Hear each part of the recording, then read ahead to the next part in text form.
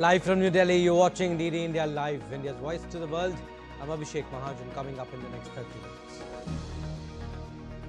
External Affairs Minister Dr. S. Jaishankar calls on Chinese President Xi Jinping in Beijing ahead of Foreign Ministers' meet of Shanghai Cooperation Organization, apprises him of the recent development of bilateral ties. First Indian astronaut to visit International Space Station, Shubhanshu Shukla, and 3 astronauts on their way to Earth splashed down near California at around 3 p.m. Indian Standard Time. India achieves 50% non-fossil fuel capacity 5 years ahead of the 2030 target. Achievement underscores steadfast commitment to climate action and sustainable development. U.S. President Donald Trump tells Russia to end Ukraine conflict within 50 days or face massive new economic sanctions as he lays out plans for new infusions of weaponry for Kiev via NATO. Iran says there will be no nuclear talks with the United States if it insists Tehran to abandon uranium enrichment activities.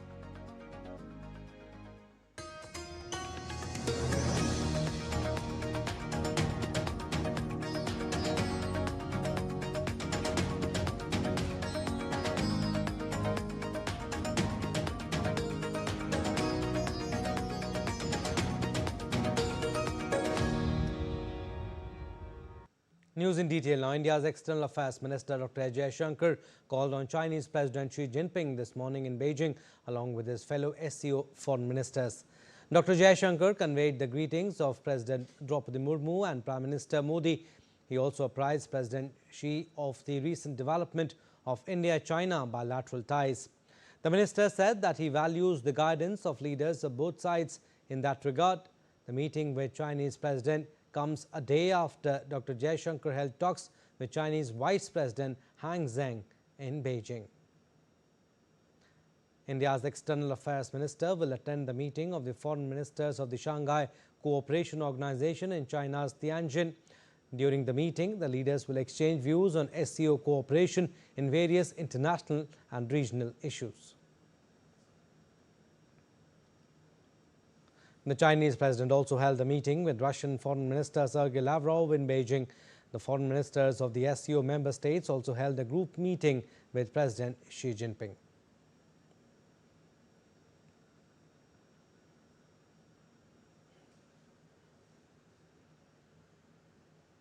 After 18 days in space and nearly 7.6 million miles travelled, the X-4 crew is heading home. India's pilot Shubhanshu Shukla, Commander Peggy Whitson, and 2 mission specialists undocked on Monday at 16:45 IST. Their splashdown is expected off the California coast today around 15:01 IST. The mission marks a historic milestone, especially for India, ushering in a new era in human spaceflight. Reigniting national pride and marking a major step forward in India's human spaceflight journey, AX-4 mission pilot Group Captain Shubhanshu Shukla, along with 3 other astronauts, entered the Dragon Grace spacecraft on Monday, leaving behind the International Space Station to begin his journey back to Earth.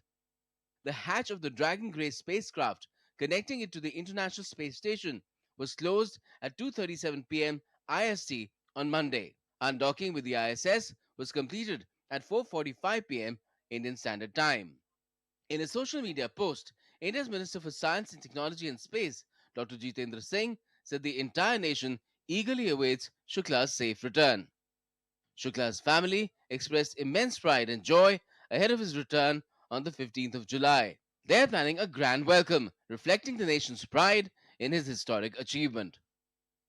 The 18-day stay aboard the ISS marks a milestone in India's space exploration.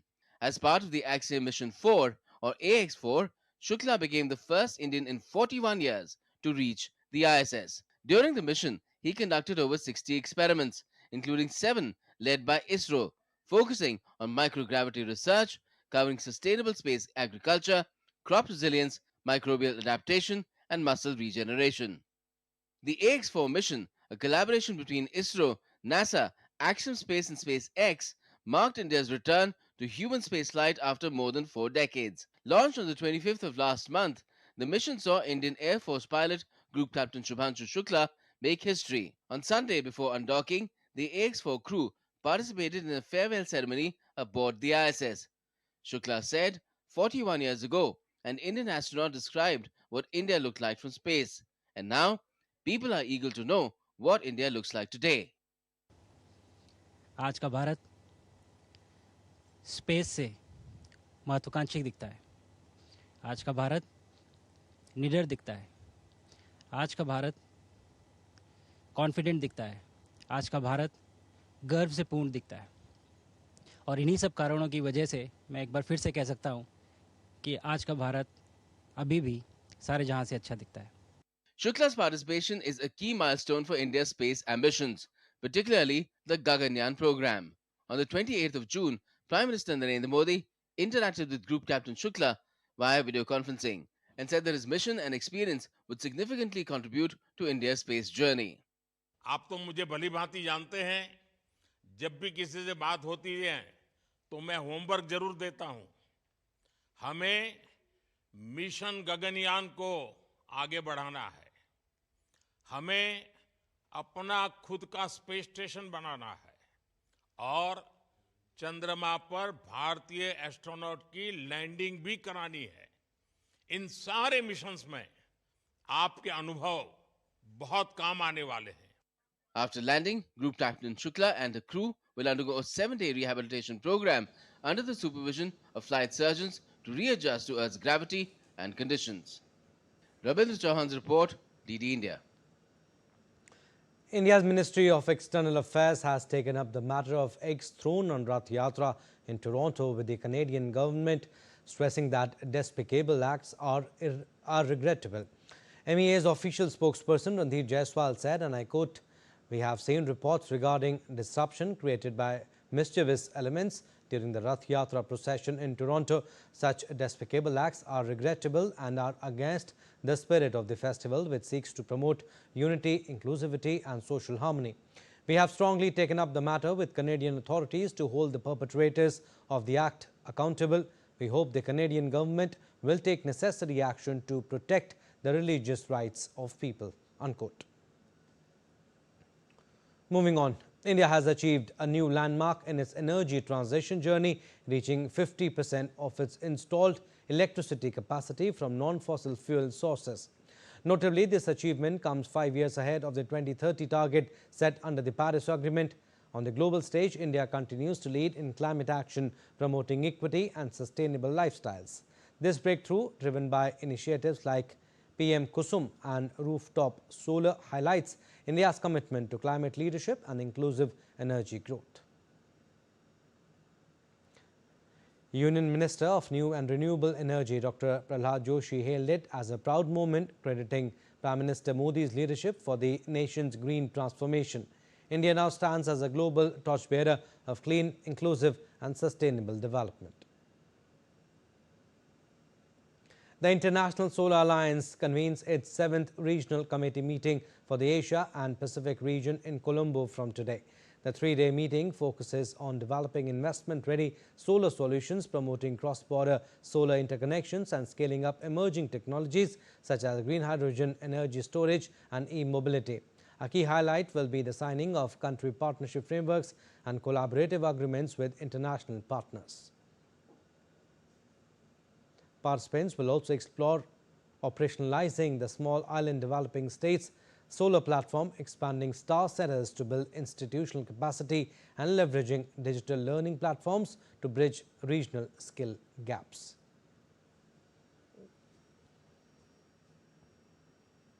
And World Youth Skills Day, observed annually on July 15th, celebrates the strategic importance of equipping young people with skills for employment and entrepreneurship.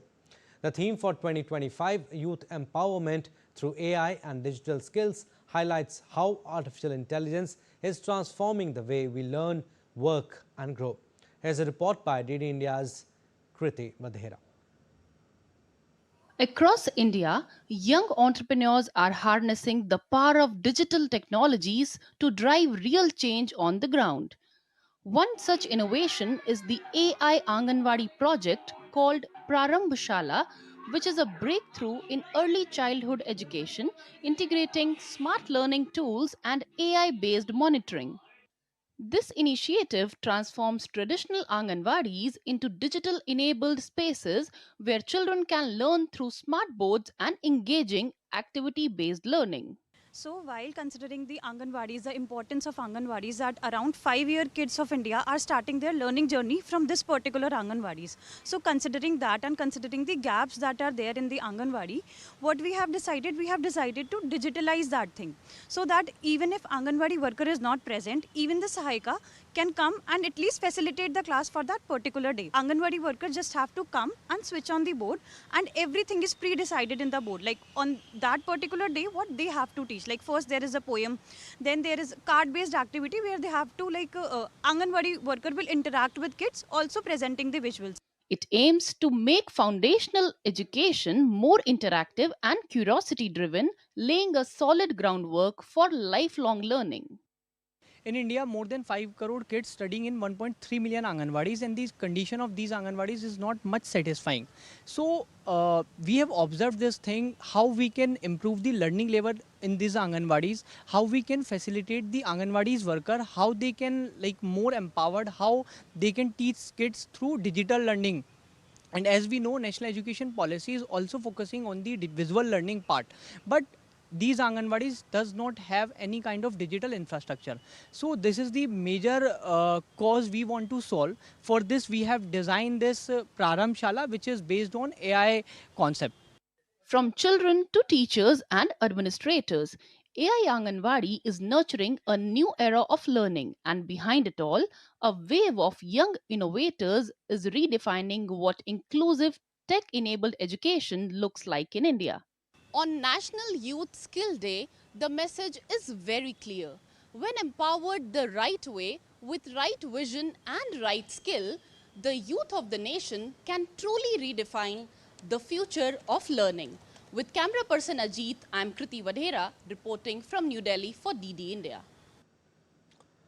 A landmark demonstration titled Prachand Shakti was conducted, in which employment of disruptive technology by infantry and strike corps operations were displayed at the Khadga Corps Field Training Area in Meerut. This event highlighted the evolving face of modern warfare, where UAVs, AI-driven systems, loitering munitions and autonomous platforms are redefining battlefield dynamics. The demo was part of the Indian Army's broader transformation initiative under the Year of Tech Absorption, focusing on the integration of indigenous and cutting-edge solutions from civil innovators into operational tasks. This initiative not only reflects the Army's commitment to technological advancement, but also reinforces its vision of self-reliance and future readiness in an evolving threat environment. Still to come on this edition of DD India Live. Ukrainian president optimistic as Trump signals shift on supplying weapons. Tesla officially enters the Indian market with the launch of its first showroom in Mumbai.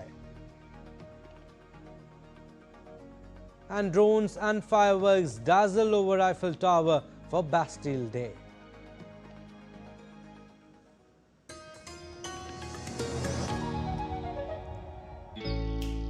Jharkhand will mesmerize you with majestic nature, rich heritage and colorful culture. Johar. Johar. It fits perfectly. Thank you. Full workout हो गया. Ready?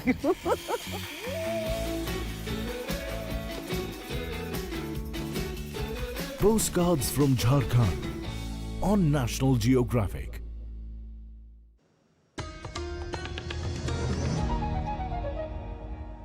Welcome back. You're watching DD India Live. I'm Abhishek Mahajan. Some more stories. U.S. President Donald Trump on Monday announced a toughened stance against Russia for his Ukraine conflict. He promised a fresh wave of missiles and other weaponry for Ukraine and giving Moscow 50 days to reach a ceasefire or face sanctions. In the Oval Office at an announcement with NATO Secretary General Mark Rutte, Trump told reporters he had become deeply frustrated with Russian President Vladimir Putin. Trump's decision to send weapons to Ukraine marked a shift in his approach after earlier efforts to get Putin to agree to a ceasefire repeatedly failed. Under the deal, Trump said the U.S. will supply weapons that will be paid for by NATO countries. Trump's promise that NATO would pay for the weapons satisfies his demand that the U.S. not continue backrolling the war and puts the financial burden on U.S. allies in Europe. Billions of dollars worth of military equipment is going to be purchased from the United States, going to NATO, etc. And that's going to be quickly distributed to the battlefield. I mean, the 500 is, sort of meaningless after a while because at a certain point it doesn't matter. It's not going to be, 100.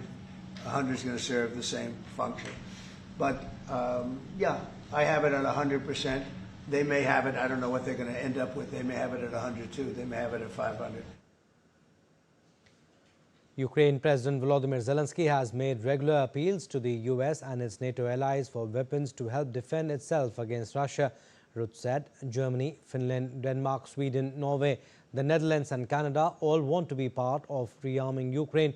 He said massive numbers of weapons would be sent, including missiles, as part of a first wave of equipment. If I was Vladimir Putin today and hear you speaking about what you were planning to do in 50 days and this announcement, I would reconsider whether I should not take negotiations about Ukraine more seriously than I was doing at the moment, if I was Vladimir Putin. But when I'm Ukraine, I think this is really great news for that. So I really want to thank you for that. And it means the Europeans paying for it. And again, I mentioned all these countries, we will deal with that. And exactly as you said, it might also mean that countries will move equipment fast into Ukraine and then the US later backfilling it because speed is of the essence here.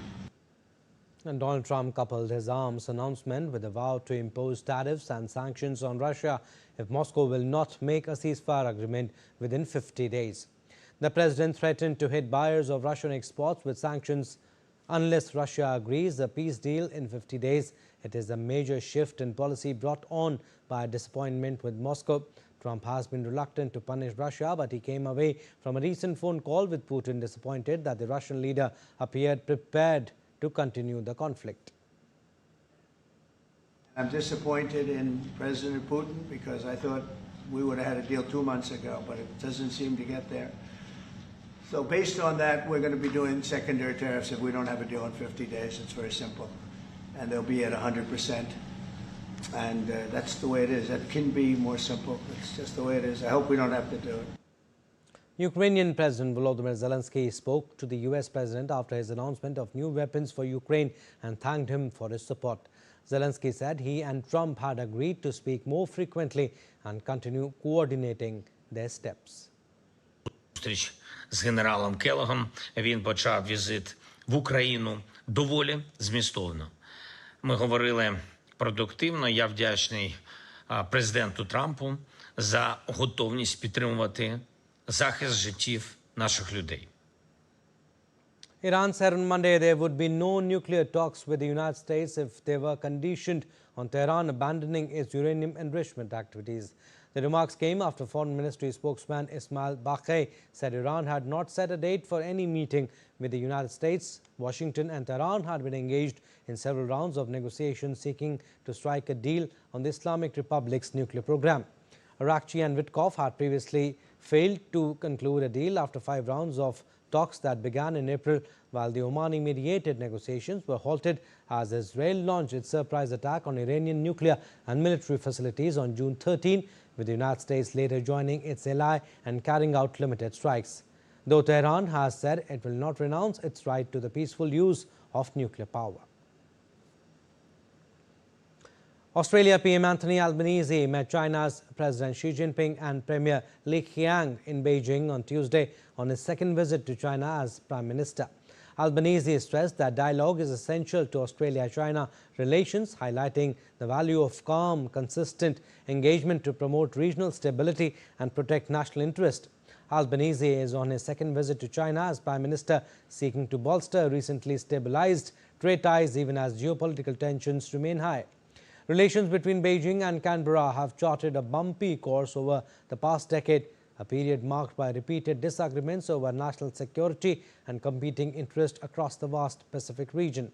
However, ties improved in December when China lifted its ban on Australian rock lobster effectively ending a long-running trade war. Shifting focus now, Tesla officially enters the Indian market today with the launch of its first showroom at Mekamax City Mall in Mumbai's Bandra Kurla complex. The EV pioneer teased its arrival last Friday in its India-focused X account. Tesla will sell imported vehicles, including the Model Y, priced at approximately $69,770. That excludes local manufacturing for now. Encouraged by India's new EV policy offering reduced import duties and incentives, Tesla aims to test the waters in the world's third-largest car market. Union Minister H.D. Kumaraswamy confirmed Tesla's current focus is on retail only, with minimal EV penetration and charging concerns still prevalent. Tesla is set to challenge German luxury brands like BMW and Mercedes-Benz in the premium electric segment.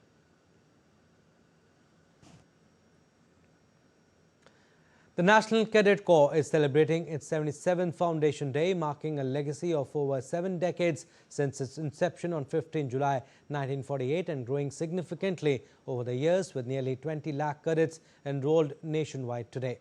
DD India correspondent Girish Nishana reports. Established under an Act of Parliament, the NCC has grown significantly from its humble beginnings with 1.7 lakh male cadets. In 1949, girl cadets were formally included, following by the addition of the Air Wing in 1950 and the Naval Wing in 1952. Today, around 20 lakh cadets are undergoing training in the NCC across the country. Prime Minister Narendra Modi himself is proud former NCC cadet. Discipline and unity, the motto on which the National Cadet Corps stands tall, emphasizes building strong moral principles, integrity, and ideals of selfless service among India's youth. With 17 directorates spread across the country, NCC cadets play an active role in community development, social service, and national integration. NCC is recognized as the world's largest uniformed youth organization. Every year on 15th of July, the NCC Alumni Club hosts the NCC Achievers Award to honor 22 distinguished former cadets who showcased excellence during training and continue to shine in their respective domains. Girish Nishana for DD India. All right, sports updates now. We'll start with badminton. Indian shuttlers PV Sindhu and Lakshya Sen will be in action in the Japan Open 2025 badminton tournament, which will start from Tuesday, 15 July. Sindhu, Lakshya and men's doubles pair of Chirag Shetty and Satvik Sairaj Rankireddy were last seen at the Indonesia Open in early June. All three skipped the subsequent US Open and Canada Open. In the women's doubles category, Rotaparna Panda and Swetaparna Panda will represent the Indian contingent. And a grand fireworks and drones display lit up the night sky around the Eiffel Tower in Paris in celebration of Bastille Day. Crowds gathered to watch as drones encircled the landmark, spelling out liberty, equality, fraternity and Paris Agreement in French, in a tribute to France's national motto and the 10th anniversary of the Paris Agreement.